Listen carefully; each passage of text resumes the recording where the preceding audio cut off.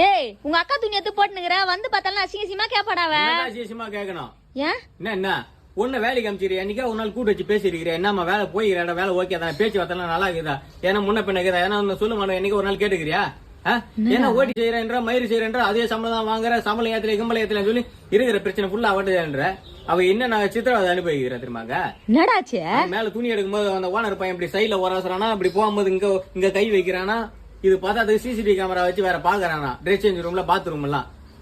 அவ ஒரு நாள் வேலைக்கு போயிட்டு வரது ஒருத்தவங்கிட்ட போயிட்டு வர மாதிரி இருக்குதுடா எனக்கு அப்படின்ற, செத்துலாம் மாதிரி இருக்குதுன்றா. இது வரைக்கும் என்கிட்ட இந்த மாதிரிலாம் சொன்னதே இல்லடா சின்ன பையா. கஷ்டத்தை ஃபுல்லா அவட்ட சொல்லலாம்.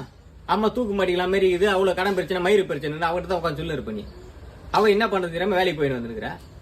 டேய் இந்த மாதிரி பிரச்சனை வச்சு நீ என்னடா இந்த கெட்ட போட்டுனுக்குற? வாடா போலீஸ் ஸ்டேஷன் போய் கம்ப்ளைண்ட் கொடுப்போம். கேமரால அழகு ரசிக்கிறான் பெண்கள் அழகா. நான் போய் காட்டுறேன் பெண்களோட அழகு என்ன அவர்கிட்ட. செருப்பு காட்டி அடிக்கிறான் போயிட்டு நீங்க போய்